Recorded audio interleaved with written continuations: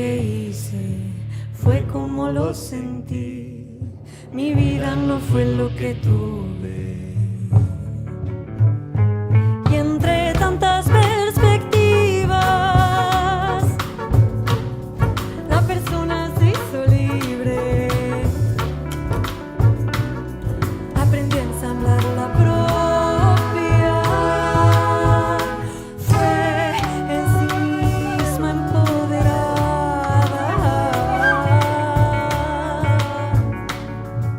Y al paso de las circunstancias vivió como decidió, usando los ojos artistas.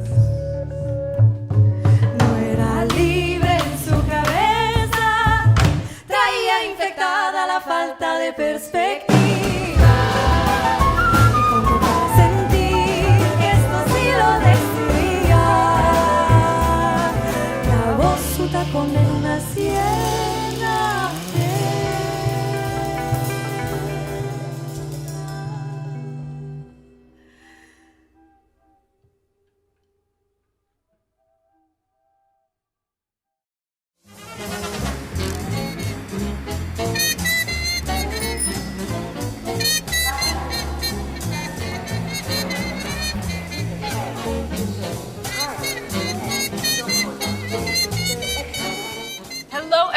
I'm Tamar. And I'm Isla, and we are New Amsterdam Jazz. This morning we took the train from Amsterdam to Haarlem. We founded New Amsterdam Jazz with the mission to amplify the sound of the Dutch jazz scene and connect it to scenes worldwide. And we're so happy to be partnering up with the National Jazz Museum in Haarlem to showcase the various roots of the Amsterdam jazz scene and celebrate the long-standing historical and musical connection that Old and New Amsterdam, Haarlem and Haarlem share. From Amsterdam to Haarlem will be streamed all the way from the world-renowned Bimhuis, where all the greats have played, such as Archie Shepp, Art Blakey, Chet Baker and Betty Carter, but also our own Han Benning, John Engels, Ak van Rooyen, Rita Reis, you name it. We'll start off the night with Fuensanta Méndez Ensamble Grande that features 10 musicians coming from all over the world and making their route to Amsterdam, from Denmark to Portugal to South Korea to Mexico. Next off we have Bouwman Herman trio with Oscar Jan Hoogland, who will pay tribute to Dutch composer and pianist Misha Mengelberg. To end the night we have young band SMANDEM, who recently recorded a record and released it, and will showcase the young urban fresh sound of Amsterdam. We're sending you love from Haarlem to Haarlem. And we hope you enjoy the roots of the Amsterdam jazz scene.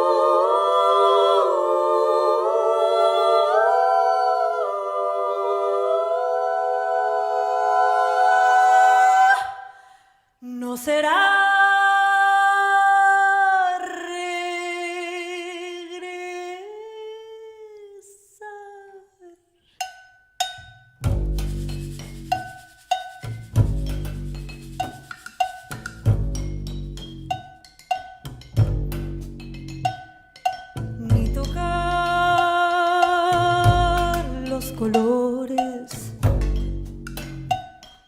febriles que habitaron mis sienes,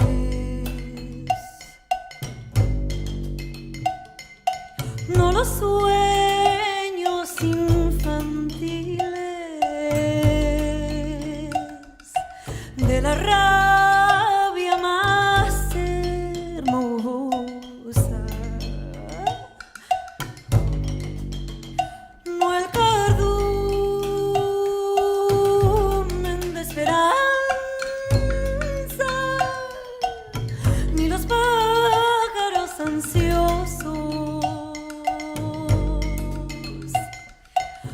Será regresar.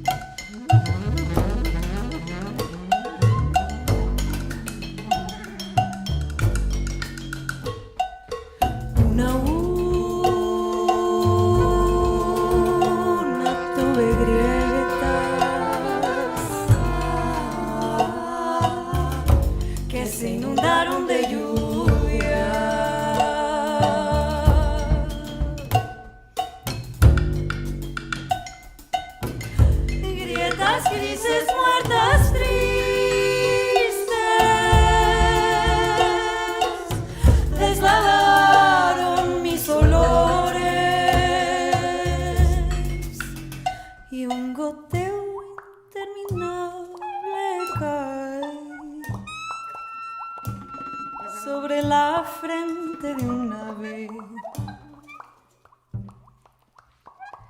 A los pájaros insomnes ya les ha llegado el tiempo. No será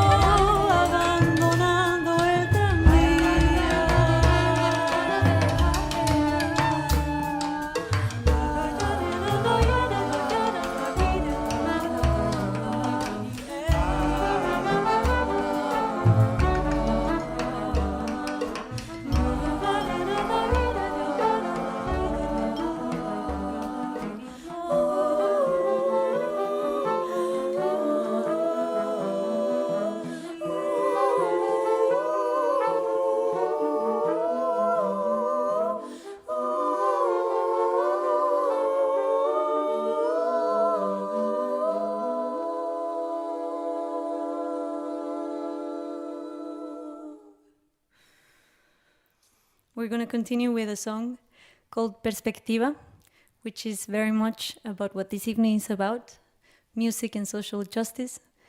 I'll leave it to you, but it's mainly about how art can be a tool for making us freer in our own minds, therefore not having to oppress someone else in order to feel powerful.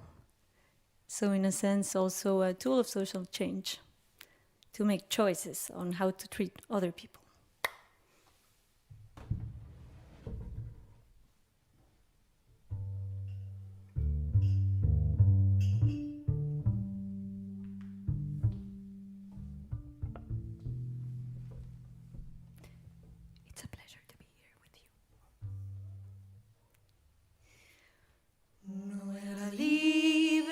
Su cabeza traía infectada la falta de perspectiva, y como para sentir que esto sí lo decidía, clavó su tacón en una sien ajena.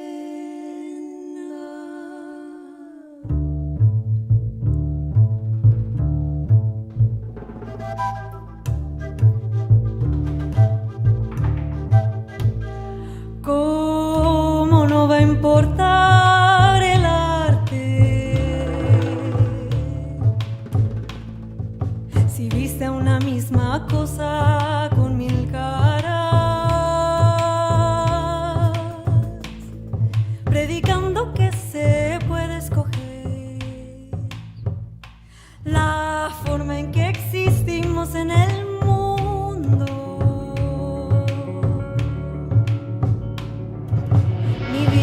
fue lo que hice, fue como lo sentí. Mi vida no fue lo que tuve. Y entre tantas perspectivas, la persona se hizo libre. Aprendí a ensamblar la propia. Fue en sí misma empoderada.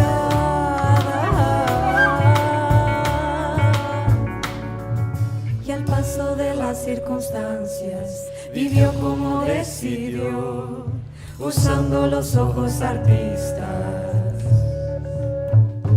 No era libre en su cabeza, traía infectada la falta de perspectiva. Y como para sentir que esto sí lo decidía, clavó su tacón en una siena.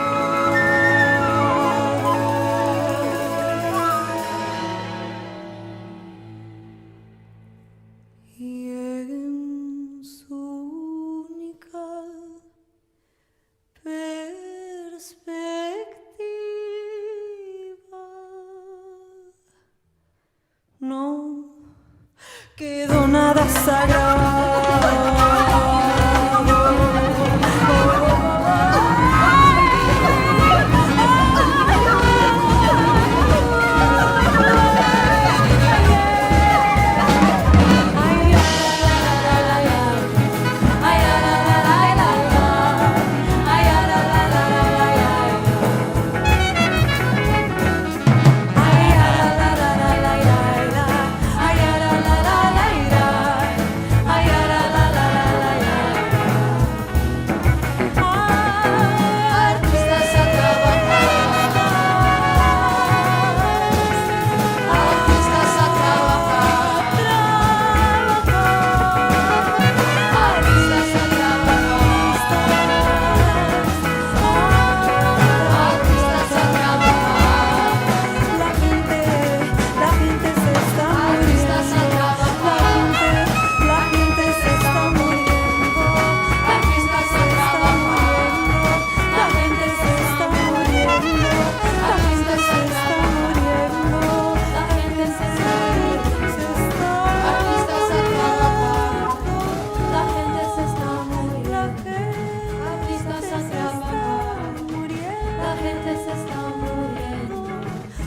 artistas a trabajar, Artistas la a gente se está trabajar. muriendo. Artistas a trabajar, la gente se está muriendo.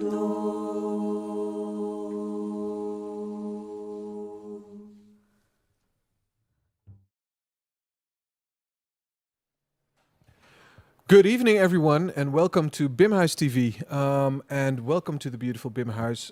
It's just an honor to sit here with these super hyper talented musicians. First of all, Rafael, Devante, Sinay of the band SMANDEM, and of course the wonderful Fuensanta Méndez, who you've just heard with her Grande Ensamble. Ensamble Grande. I'm very sorry. We're going to talk a little bit about the roots and the routes of Amsterdam jazz or Dutch jazz versus, your influences from all over the world. But especially this panel is, it's an important topic to discuss is social justice. But before that, Fuensanta, did you enjoy your set? So much. I'm still cooling down, to be honest. Is it good to play live again? My God, especially with these people. I can imagine. And Raf, how about you? Did soundcheck go well? Soundcheck went perfect. Yeah? I love this place. Yeah, Bimhuis is always a very warm place for me. So are you looking forward to your set tonight? Yeah, definitely. All right. Yes. Great. So, guys, I mean, there's so much to talk about. But first, let's talk about Amsterdam. Amsterdam for me and for a lot of people around the world, but also here in Holland. I mean, Amsterdam has this sense of freedom. It's very the characteristic thing about Amsterdam. It's its cosmopolitan character and it's free character. Fuen, how does that resonate in your music? Well, first of all, I would say I've been lucky to meet all these people, like the people in my band and many others that I could not fit on stage, of course. That come from all over the world, and this has of course also led me to know music and culture that I would not normally be in close contact with. I say normally as if it is not normal that I'm here, but I think I have found a lot of roots in different places that are not only Mexico, and a lot of that is because I am so close to people who are from all over the world, and then it turns out that many of these fibers that feel like folkloric or as original culture, maybe they have different nuances and different presentation cards, say, but they're all connected to a similar thing. And this is kind of the pool that we drink from, I think. Yeah. I hope that makes sense. I'm still cooling down. I know. I try not to get too esoterical. No, it's great. It's okay. Great. Raf, how about you? I mean, you guys you just put out a record, an EP, your first EP with SMANDEM, your band. Mm-hmm. What I hear is that real Amsterdam sound, that sense of freedom in your music. Thank you. It's crazy that you think there's an Amsterdam sound. I'm very happy to hear that. That's something that we strive for. Being in Amsterdam is actually perfect for me. It feels like what you just said, cosmopolitan city, and me being from half Moluccan home and half Bolivian home. I need that multicultural energy, and here I find it everywhere. I live in Belmer. There are numerous ethnicities going on there. You can eat whatever you want from wherever you want. And if you go to the city, you can shop from different kind of creatives from different ethnicities. And it's just all here. And I think for an artist that creates some more liberty to choose what you're going to take and choose what you're going to be inspired by. Right. Like you said, your ethnicity is very diverse. Fuen, you're from Veracruz in Mexico, Right. but you have a band from all over the world also. Yeah. How does that influence your?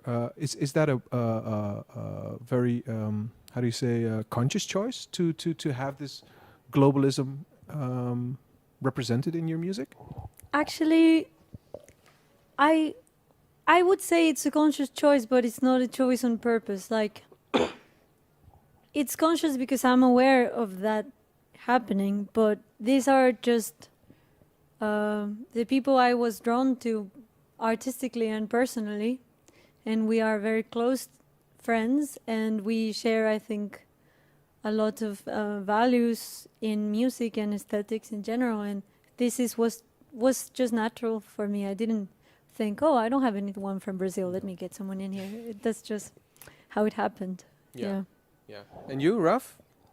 Oh, you mean the band members? Yeah. I mean, you guys are friends, I suppose. Yeah, super good friends. For me, it was something very unique. I went to conservatory, and well, actually in conservatory, people of color are very underrepresented.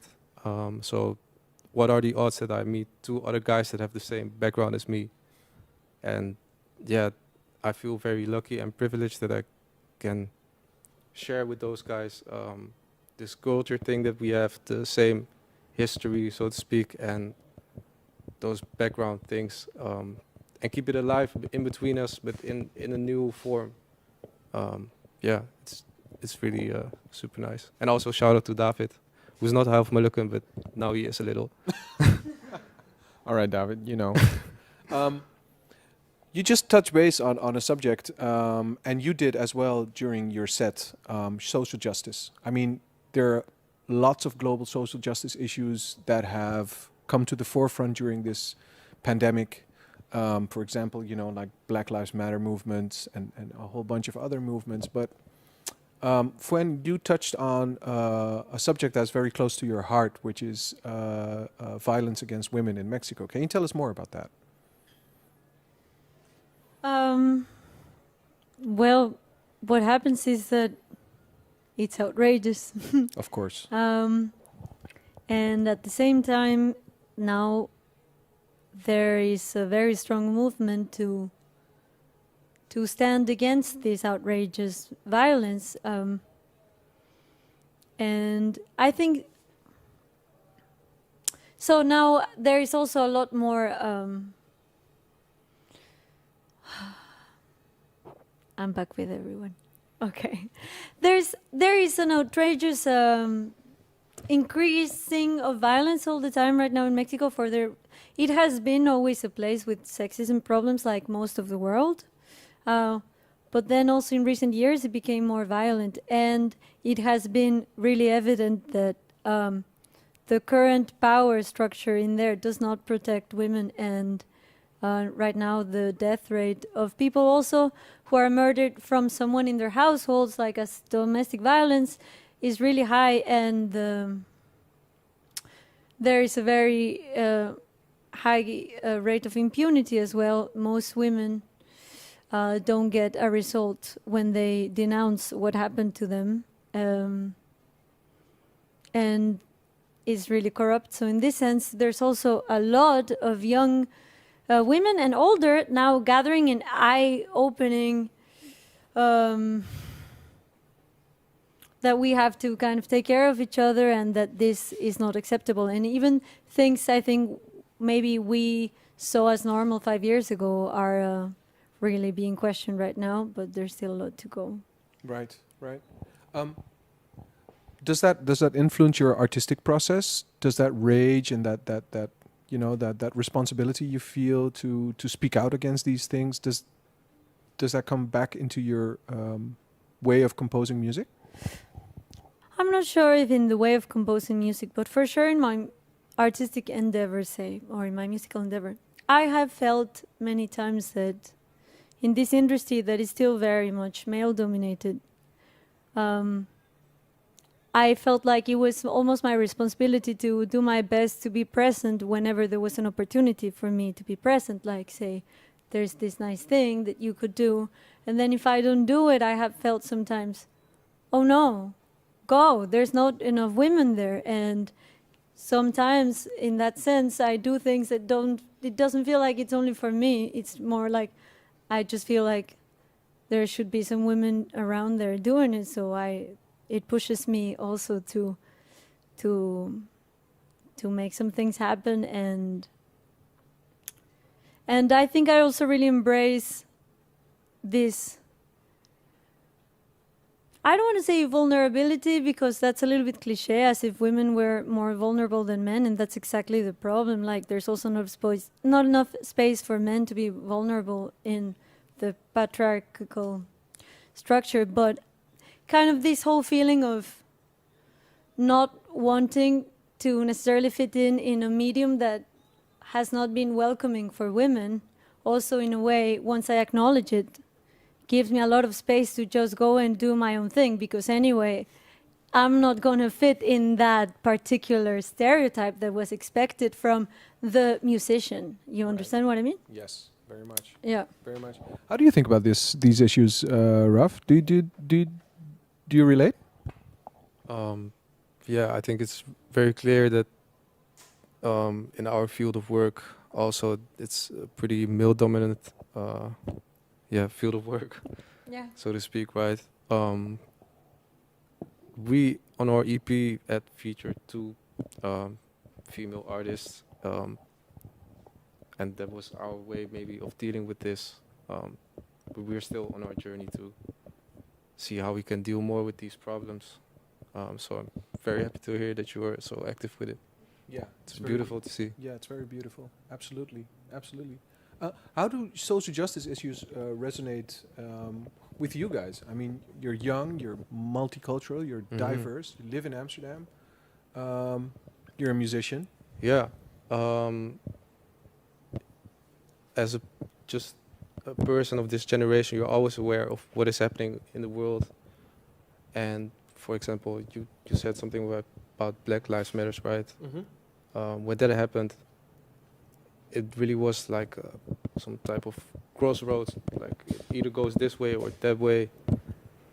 And all this collective consciousness about what is right and what way we have to go is really motivating for us as well to embrace more and more of our own background instead of trying to adapt to an ideal image of what people expect from you. And if you don't look like that image, then they are very prejudiced. And in our music, we don't write lyrics, so we cannot really refer to that right now. But what we do is we just take things from music that is not Western or complex European harmonies or whatever, but we take maybe simpler stuff that we felt that was always looked down upon, but we take it serious and we embrace it. It's just part of who we are. Yeah, yeah. That makes sense. Oh, it makes total sense. It makes total sense. I mean, you know, I remember that we were talking beforehand on Zoom, and we had quite a conversation about this. I mean, this conversation is only 30 minutes, but we spoke for almost 2 hours, maybe, about all these issues. And one of the things that I wanted to touch base on is a quote from you, Fuensanta, if you permit me to. You mentioned at a certain point, you said like we need to start thinking in terms of decolonizing music. Do you remember that? Yeah, this was because Rafael was explaining precisely this, of kind of uplifting or maybe validating somehow some forms of musical expression that are not necessarily Caucasian European, right? Like Western jazz, classical maybe? music. Well, but I mean, jazz is a strange animal in this sense, is it Yes. not? So this kind of thing of, he talked about embracing, okay, this is bachata, okay, this has, so then it also, because you talked about it not being intellectual and saying it's equally valid, right? I talked about this, about one of the examples that we had was playing it in a class, something that sounds fairly simple, but it's just part of our generation. So also part of who we are, like trap, drill, reggaeton or bachata, and then people would not really know how to react on it. And it was always awkward. And so we could either choose to, okay, be ashamed of this moment and not listen to that again, or go the other way and embrace it, and fully embrace it, and also show other people the beautiful sides of it that they don't know, and learn them how to react to trap or drill or whatever. This, sorry. No, Can I please. This makes me think of something Gabriel was saying the other day. Gabriel, who sang with me now in my band, that about music not having to have a development. And actually, it's really interesting because I think Western music, Western classical music, that's not even a funny term, but kind of has a lot of its value also in development, and it's beautiful and incredible. And there's so many other ways of making music that actually don't need to be developing a thing, that they are about staying in a world like a lot of West African music or most kind of folkloric. So that made me think that maybe that's one thing that makes us feel like, oh, can we stay there forever if we have this idea of... Maybe because they forgot that those music or old folkloric music wasn't made to, like you have a record and it has a beautiful development. It's almost like a movie, like Hollywood. And I think maybe before in ancient times, people just made music because they expressed how they were feeling while living on this planet at the place and time they were living. And then they don't need that Hollywood kind of thing. It's funny you said, I mean, you mentioned music styles that influence you guys. I mean, you just mentioned trap, reggaeton, bachata. You mentioned your folkloric roots. And you also said, like, jazz is actually a very weird organism, or, Black American music. And there's another quote from you, Fuensanta. You said, like, all right, so is Black American music, or jazz, or how you want to call it, I prefer to call it Black American music, is that the soup or one of the ingredients of your music? Yeah, no, I know exactly what I think. I said that it was a soup, not an ingredient. Exactly. Yeah. But is Black American music then your soup, really? It's part of my soup. Yeah. It's the soup inside my soup. Tell me about it. What? I don't know exactly what to say. I mean, how are you inspired by I mean, what makes it Black American music then, your soup?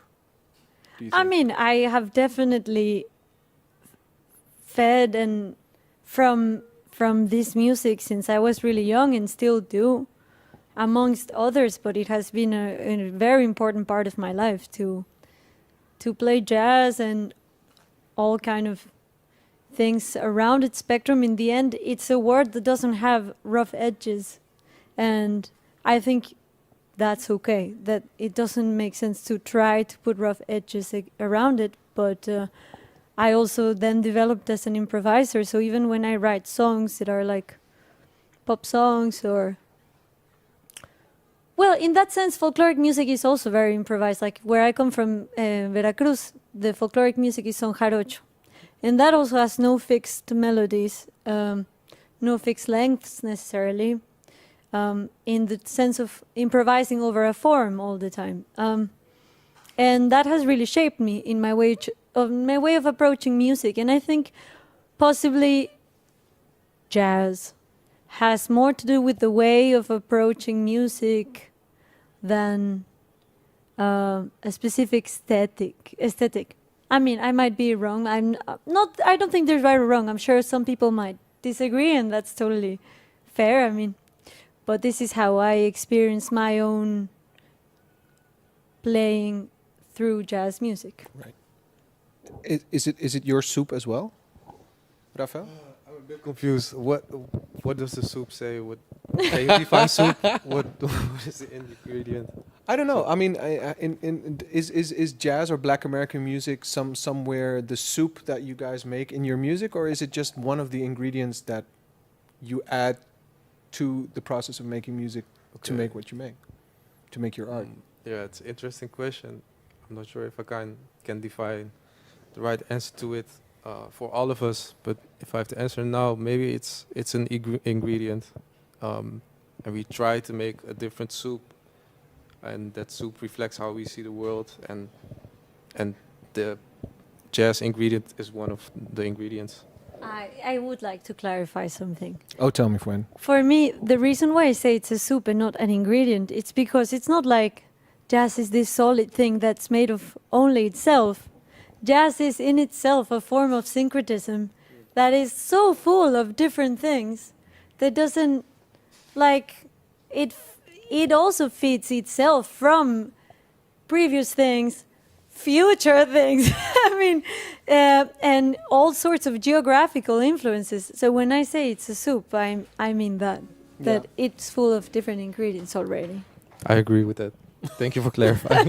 Yeah, just to get to the soup quote. Yeah. We touched on a whole bunch of subjects, on social justice, on your music. I mean,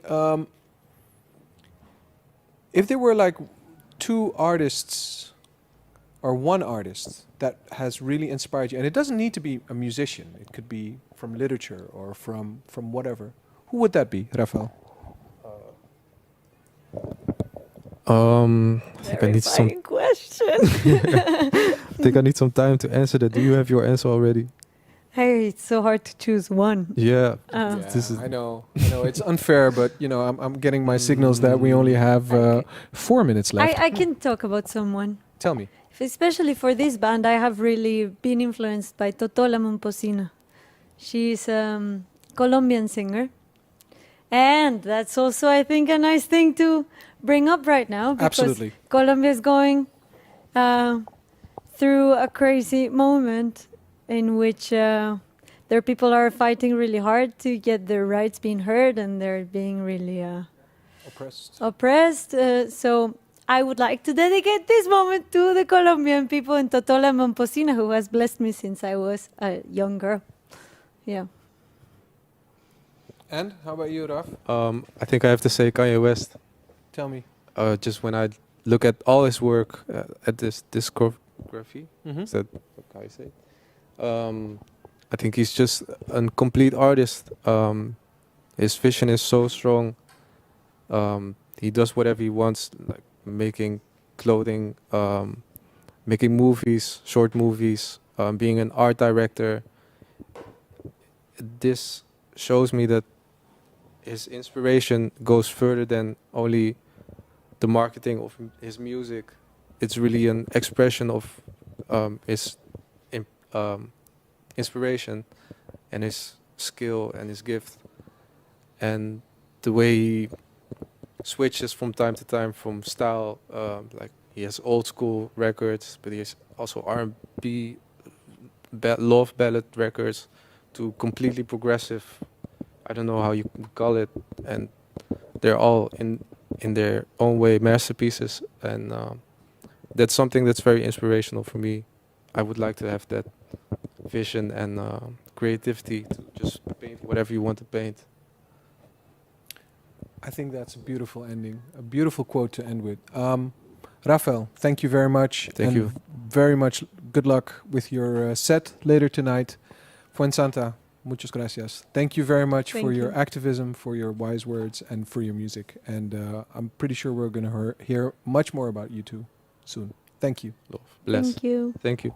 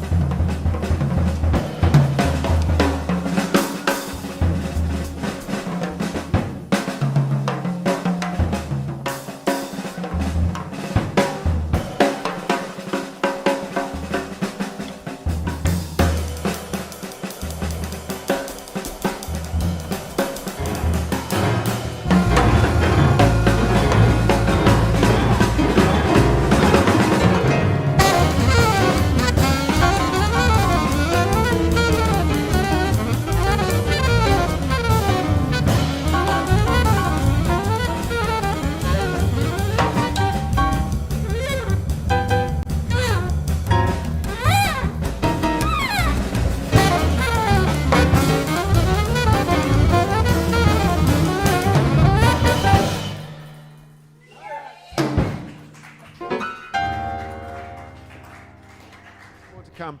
This is a song written for Peter Brodsman, one of Germany's most ferocious tenor saxophone players and clarinet players. And Misha played with him a lot, and he could never play the music the way Misha intended it, because he would always freak out straight away. So Misha decided to write a song for him which has 2 notes. And Misha, I spoke to Misha when he was alive about this song. He said, Peter never managed to play it right. It was too difficult for him. 2 notes. This is called Brodziman. Thank you very much.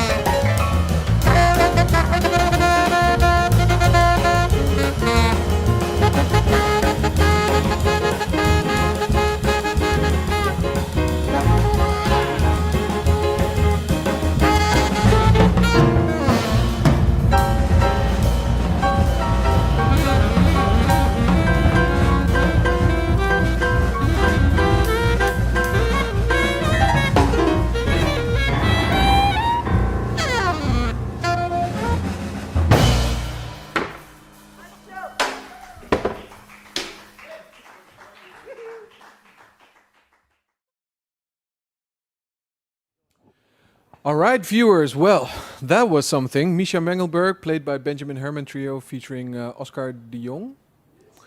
Jan, I'm sorry. What a beautiful set and what a beautiful night. I'm very happy that you guys are still looking, and we're going to have a very good conversation on Amsterdam. And there he is, Benjamin. Hello! Fresh from stage.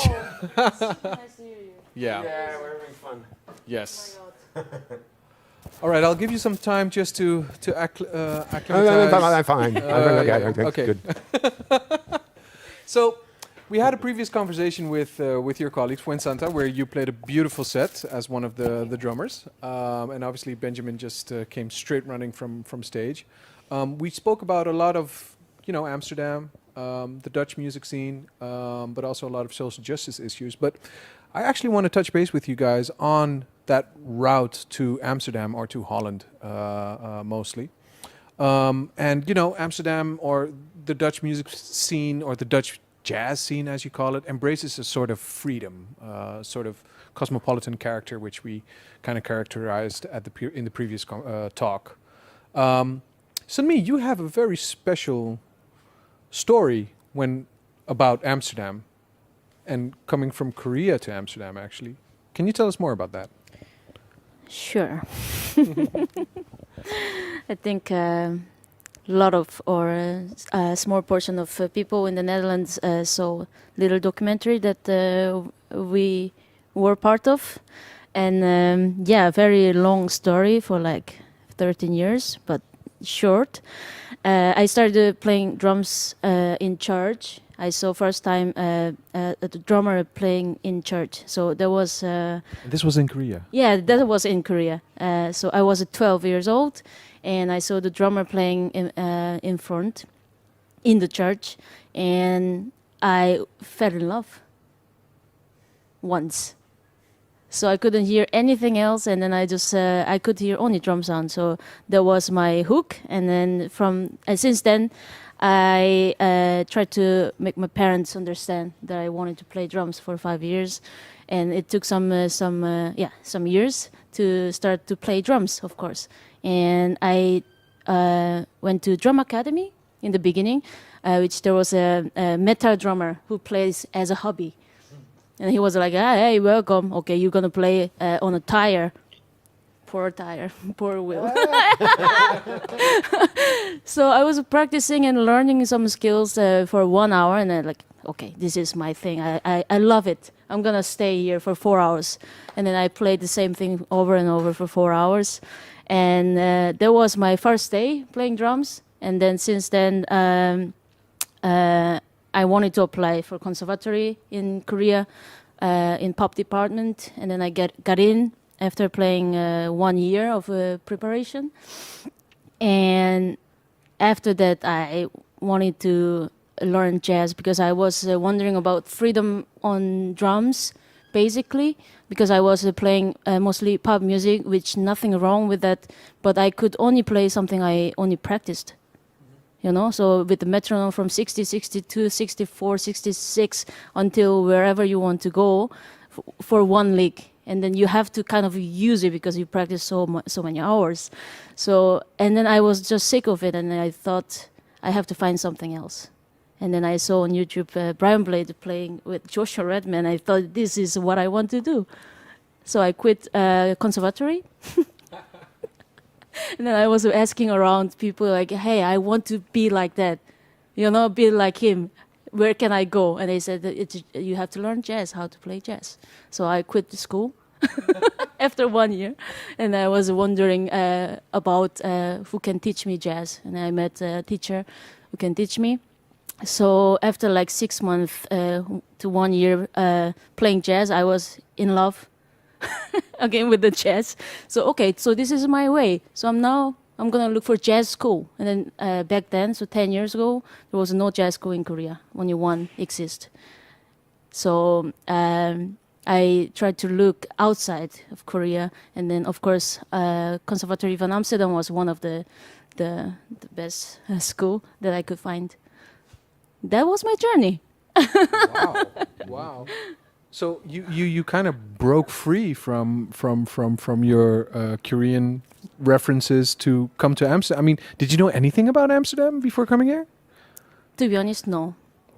Nothing. I didn't speak English at all. So I had to memorize all the questions that they're gonna ask, teacher's gonna ask me. So I was like all night just memorizing what they're gonna ask, possibly.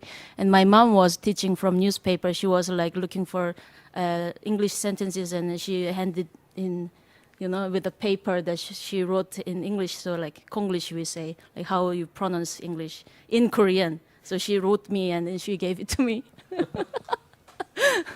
So I didn't know anything. Basically. It's an amazing story that you faked your English. If they would have asked something different, you would have like. Yeah, exactly. I would say yes. Probably. So how did Amsterdam influence you? I mean, there's a clear story of breaking away and then coming to Amsterdam, to this free place. How did that influence your drumming? A lot. When I came here, of course, first of all, I didn't search anything about Netherlands in general. So I didn't know about the language, the culture, or people, or, you know, like you could research it before. But for me, there was only one reason that I wanted to come was for jazz. So I was a stupid and very simple young girl, just decided to come here only for that. So it was really shocking. On the first day, came into school, like cheek kisses and just to say hi to teachers. You know, it was all shocking for me, actually. And I thought, okay, if I stay as I am right now, I'm not gonna be able to learn anything, because I'm just shocked for every second thing that I see. From every second thing that I see, I have to somehow change. But how do I change? First of all, I don't understand anything. So I was recording when we were hanging with the friends, or recording all the classes that I was in. So that's how I learned English. Of course, I didn't understand at the moment, but I brought it back home where I lived, and I was practicing English and tried to find what that meant with my friend who spoke a little better than me. And yeah, just it was a shocking every day, like didn't understand. I was confused. I was very tired after 2 classes, and then I was crashed at home, and next day starting the same thing. And I realized this is not what I have to do, and then I was looking for role models, how I want to become, like who I like to be with and who I like to become in this country. So I met a lot of people from all over the world, of course, and there were really a lot of people who helped me to develop as I am right now.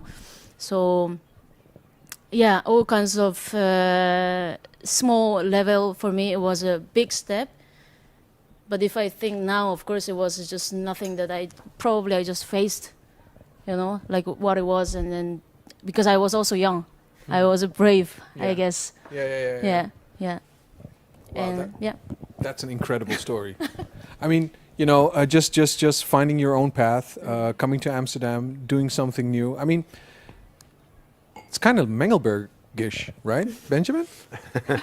Well, finding your own path certainly is, but going abroad and going somewhere you don't speak language, you don't know anybody, and I don't know, it must be very strange. But that's the fun thing about jazz music, is that you can improvise. We learn to improvise, and once you're handy in that, you know, you can work yourself out of all kinds of situations, and everybody will like you, which is good fun, you know.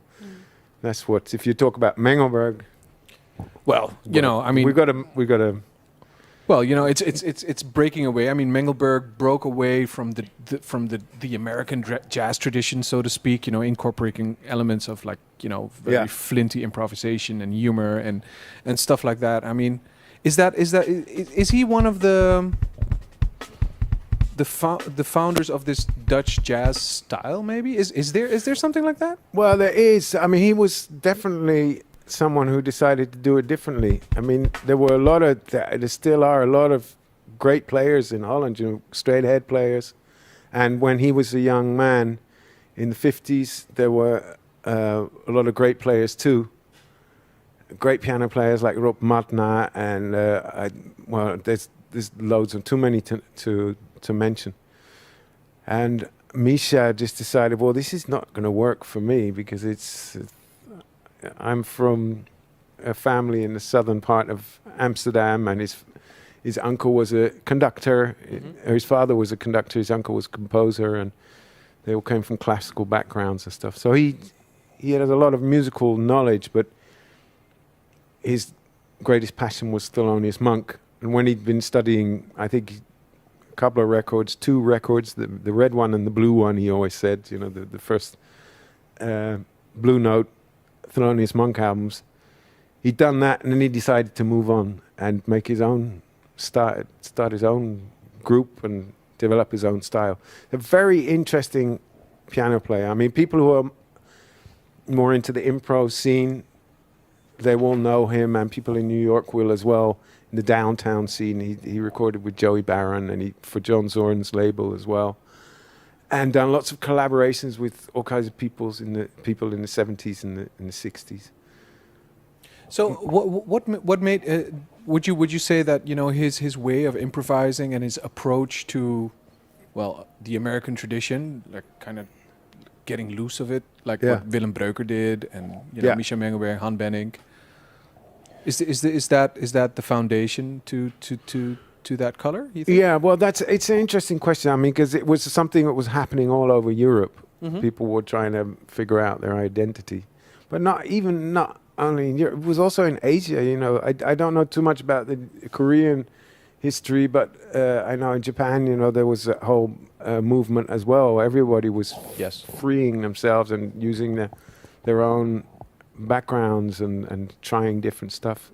But Misha Mengelberg and Han Benning and Willem Breuker were definitely the best in Holland doing that.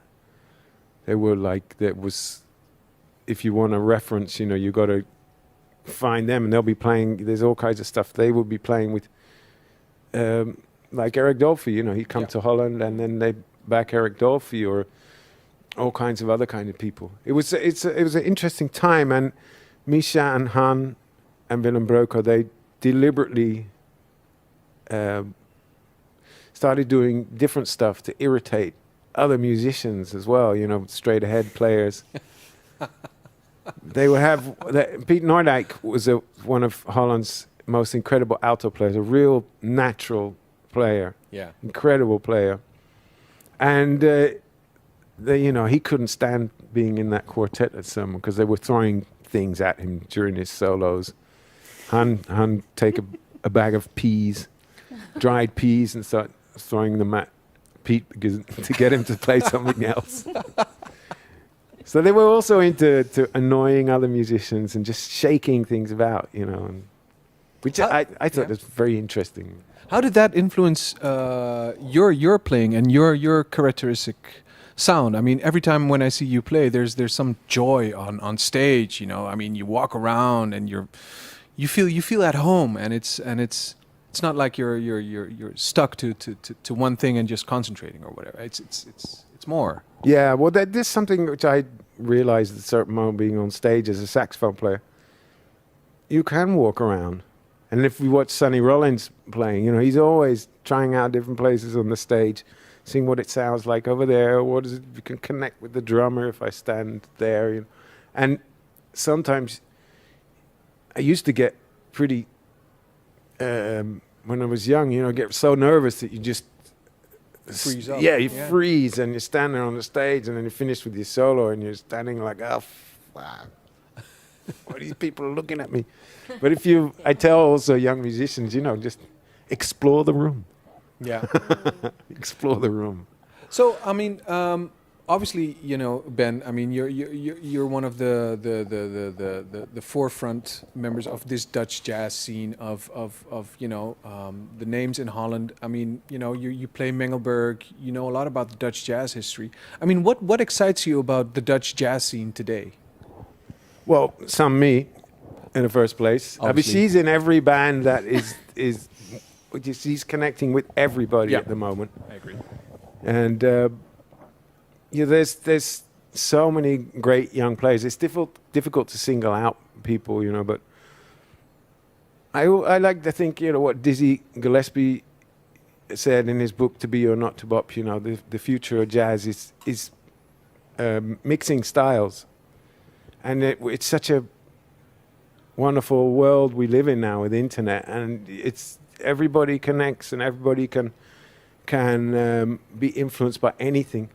And if you open your eyes as a musician, there's so much you can connect to, and you can also spend your whole life playing bebop, which is great and it's good fun. That's the stuff I practice at home as well. But it's also nice to connect with someone from Korea, and see what she has to offer for the stuff that you're practicing. And if we talk about Amsterdam, that's also nice about the city of Amsterdam. It's that it attracts a lot of people. They used to come here to smoke, You can smoke all over the world now, apparently. But people would come here and just really enjoy the fact that everyone was relaxed and at ease. And there were lots of bars you could play at and lots of gigs all over the place. So, Amsterdam is an interesting place as far as that is concerned. I just hope some me's not going to leave too soon, because a lot of people stay here for a while and then they move on to different places. Some go to the States, some of them go back to their own country, some of them move on to a different scene. Right. I mean, speaking about the States, New York. I mean, you've lived in New York for a short while, right? Well, I studied at the Manhattan School of Music. Yeah. Right. But I couldn't. I was there for a half year, and I was just. It's such a difficult city to live in as a musician. Yeah. It's really. I figured. Didn't you get me working with New York musicians? The reason why they go to New York is just to get their ass kicked. Mm. Yeah. And was that the case with you guys? I got my ass. It took like 5 years to heal when I came back. Yeah. I mean, there's a couple of people from Holland who've managed to stay there for a while, like Ben van Gelder, incredible alto player. He was there for 7 years. He's back now in Holland. I think he said in the 7 years he had one gig, the best paying gig he had was $100 in 7 years' time. And the big difference is, that's the way it goes over there. He had lots of good gigs, but none of them paid any money, so it's really difficult to survive. Mm. And in Holland, it's kind of relaxed because you can play in bars and you can play concerts, and if you stick around long enough, you develop an audience. And that's also the wonderful thing about jazz, is that when you start off, your audience is very small, but if you hang in there and keep on making records, your audience builds. With pop music, they'll love you for 2 years, and then the audience will just move on to something else, right? Because then you're an old fart, moldy fig. So Amsterdam has quite a strong jazz tradition, like New York, or?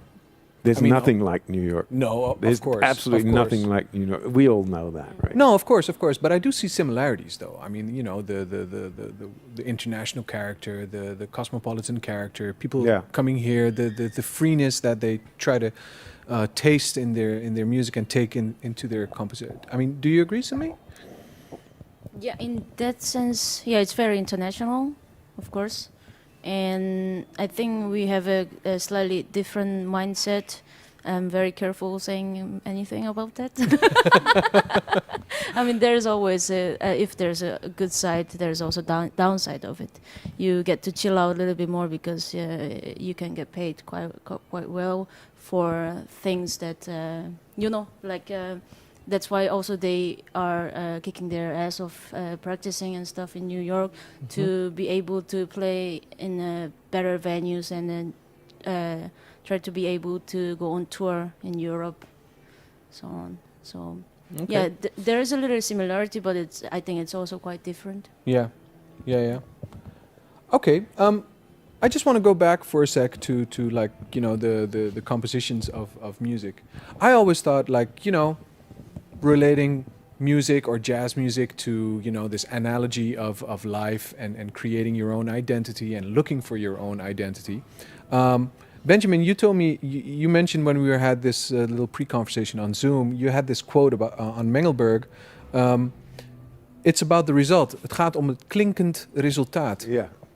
Can you tell me more about that? What do you mean? Well, that's something which I remember Misha saying. One of his sayings, he had a lot of very wise words. He was a funny guy, very nice guy to hang with, and peculiar. But he would say, you know, people would get into all kinds of quarrels on stage or ego stuff or anything, you know, and him and Han would, as Han said it, you know, they would play with incredible assholes. Some people they played with were horrible. Yeah. And Misha was just like, well, his conclusion was the only thing that counts is the music. So if the music is good, that's what it's about, and that's what Han also says. You know, it's not, you know, if you're on tour and you have difficulties dealing with people, which happens sometimes. If you get good music out of it, that's worth the effort. Right. So it's about the music language. I mean, was that the thing that was maybe the basis of, you know, coming to a new country for you, Sunmi, not knowing the language, not knowing anything, but music was your language? Yeah, I believe so, and I believed so. So, yeah, it's something that I was comfortable and confident about was playing drums when I came here. So, of course, that was the only way to communicate with colleagues and teachers and audience, of course. So I still think talking is very difficult. Socializing is very difficult. But playing drums is really fun. And playing music is really fun. So, yeah. All right. Well, we have 5 minutes left. All right. Okay. So, you know, these things go really fast.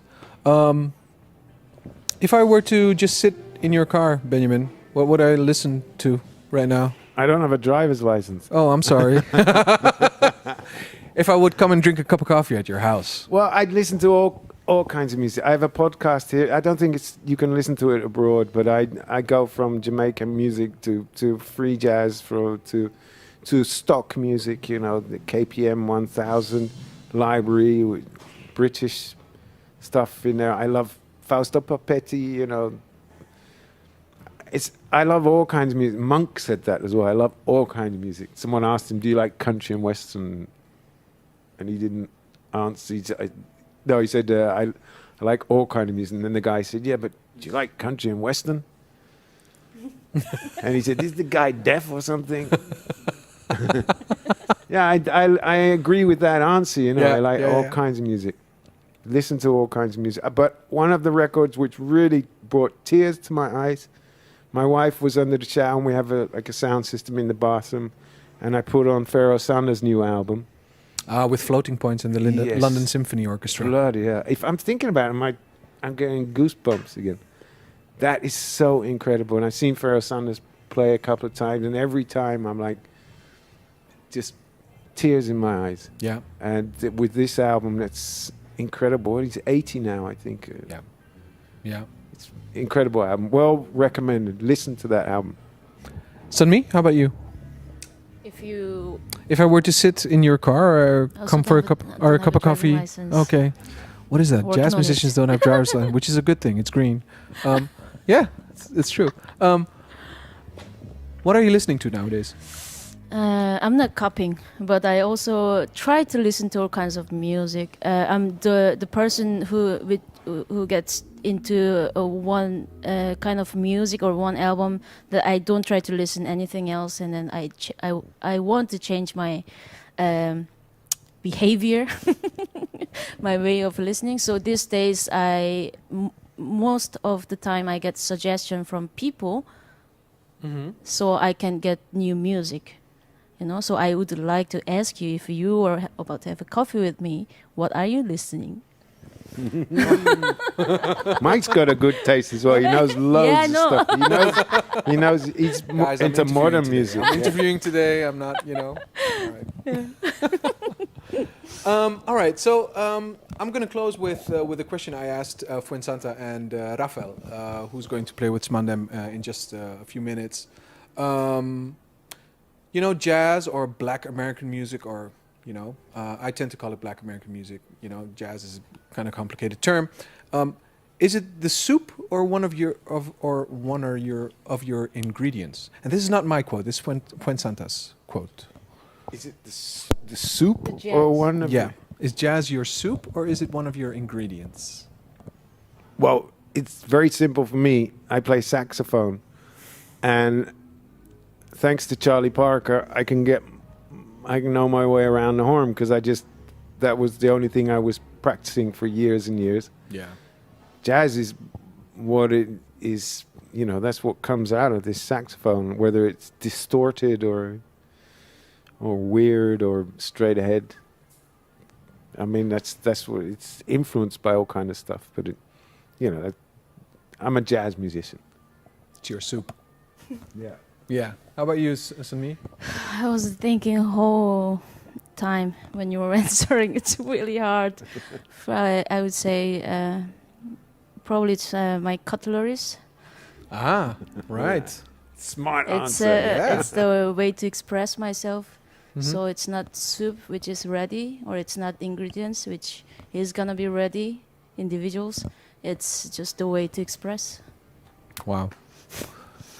I think that's a great way to end. Bouwman, thank you very much. Thank you, Thank you Mike. for your Thank you. set. Thank you for your music and your talk. Sunmi, thank you for your music and talk. Guys, SMANDEM up next. Thank you very much.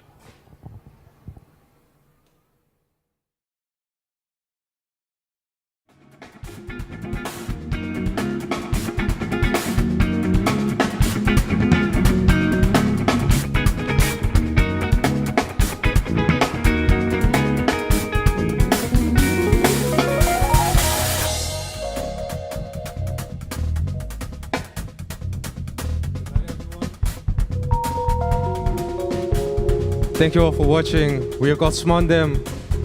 We have David van der Grinten on keys, Aäron Bouwman on bass, Kik Woudstra on drums, Rafael Sinay on guitar.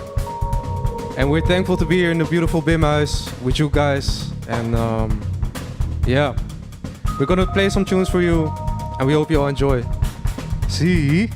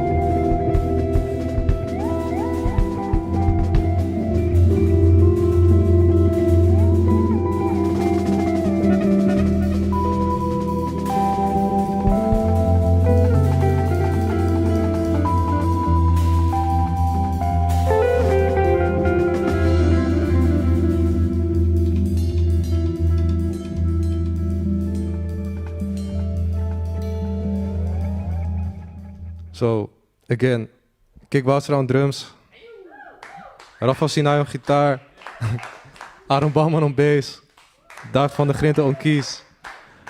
And yeah, you've been listening to some tunes that we wrote, and they are on our first EP, and we're super proud to perform them for you guys. It's super fun. This next tune that we're gonna play is a version of Afrocentric. This is from a big hero of us, Joe Henderson. Hope you enjoy.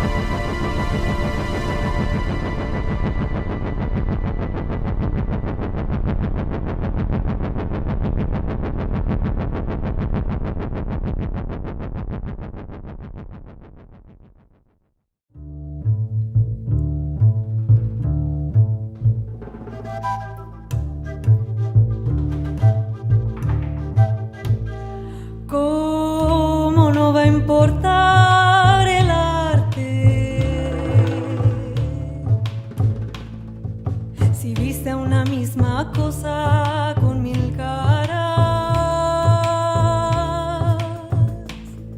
predicando que se puede escoger la forma en que existimos en el mundo. Mi vida no fue lo que hice, fue como lo sentí. Mi vida no fue lo que tuve. Y entre tantas perspectivas, la persona se hizo libre. Aprendí a ensamblar la propia. Fue en sí misma empoderada. Y al paso de las circunstancias vivió como decidió, usando los ojos artistas